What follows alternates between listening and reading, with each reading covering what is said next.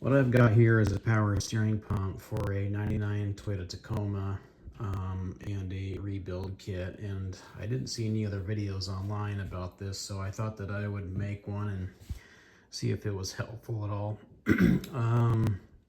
The problem that I was having is it just started to whine a little bit, and I think my biggest problem was just the fact that it's got 250,000 miles on it, and the power steering fluid was actually pretty old, and also the reservoir screen inside was pretty plugged up. So that's possibly what my problem is that it's just been starving for power steering fluid, but fluid was pretty nasty. So I just got this thing open, just barely took the screws out. There's a couple screws that hold the reservoir on, and then 2 more screws to take this cover off. Open it up, and this is what we got. Got a little spring here. It's got some notches in it. You can see, take that off. And then there is just this upper part comes off. You can see this is all black and pretty nasty. But flip this over, and there are a couple pins right here and right there that go into the holes that you see there. And then here is the pump vanes itself, and I'll be taking a look at those to see how those look. So what I hope to do is just lift off the outer part without losing all these little vanes in this pump. You can see those little guys all the way around this. So I'm hoping to just lift this part straight up like this. And then I'm going to put a rubber band around this guy to hold all the vanes in. Once I've got the rubber band around the vanes to hold them in place, there's a snap ring right in the middle. A little clip. Got to remove that to slide it off. And I'll just use a pick and a small screwdriver to try and get that little snap ring out. Well, that was a little bit of a fight, but I got it off using the pick and the screwdriver. Now I can pull this off carefully so I don't lose the vanes. I'll do this with both hands. Okay, we got that off. Now get the shaft out. I also wanted to show you inside of here what this looks like. And I can't say that I really know. I mean, it looks pretty smooth. It doesn't look perfect. I think most of that wavy look is just power steering fluid, but it actually feels really smooth. So I'm hoping it's going to be okay. I might be wrong though, but thought I would try rebuilding it anyway. Got the shaft out. I'm gonna pull the gasket off. My kit's got a new one in there. So to get this seal out here, I put the 2 halves back together with a couple bolts because there's some little pins inside there and I didn't want to bend those or damage them prying on this seal, but I just basically put the 2 halves together and then just used a screwdriver and pried it out, popped it right out. These are the 2 pins I was talking about, why I put it back together to pry out the seal.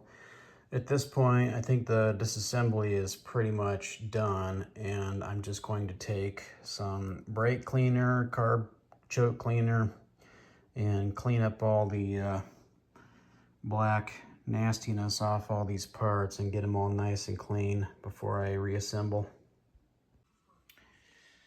Got all my parts clean, then I just started reassembling. The first thing would be to put in the seal here, and I just use the socket and the mallet and gently tap it in straight so that it's flush with the housing.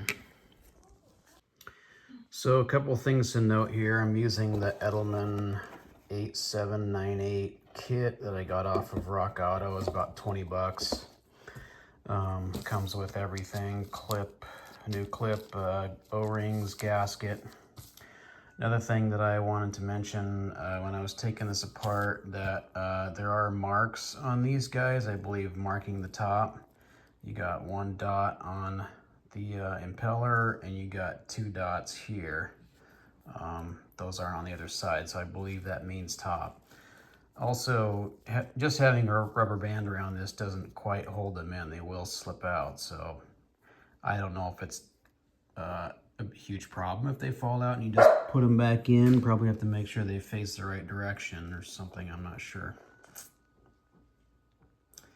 But just be aware that these will slip out, so I've been keeping it on something so they won't fall out. But I've got all this cleaned. This part here has a couple O-rings on. It's got a large O-ring here, and it's got an O-ring right here inside of here. So I have new ones of those in the kit. So I've got my new O-rings in this. I got the shaft put in, and I've got the impeller on there. I was real careful about lifting this up here and holding the pieces, the vanes, so they didn't fall out. But as I'm doing this, I've got a little cap of ATF that I'm using to lube the shaft and the parts as I put them all together, put them, some on the O-rings. Okay, I've got this reassembled exactly how it came apart. Actually watching my own videos, but I got the two dots facing this direction, facing up on this side with the output, and then I also have the one dot in the impeller facing up. Installed the snap ring, and it's looking good. Okay, I've got this part just set on there. I also have this spring which goes right in these notches like that. Just sets in there. And then the gasket plate only goes on one way. This is obviously not correct, so this just lays on there like this, and I'll put it together. Another thing that's very important I want to talk about is a reservoir. There is a screen inside of here, which I think may have been most of my problem. This screen was completely covered with a layer of black debris, and probably completely choked off from feeding the pump with oil. So I used a lot of brake cleaner, and I got a flat blade screwdriver and just very gently scraped around in there until I got all of it off. Obviously the screen is very fragile, so I wouldn't push very hard. I just scraped very gently until I got it all off. Actually, I think I used Allen wrench, but whatever you use, be very gentle. So I've just got this kind of assembled with the screws in, but it's not completely tightened down. The spring inside of it makes it push the two halves apart. So the two bolts that hold the top also hold the reservoir, so I got to put all that together at the same time. The kit also comes with a new O-ring for this to replace, so I will do that. Let's get the bolts back in here. Doing all this one-handed.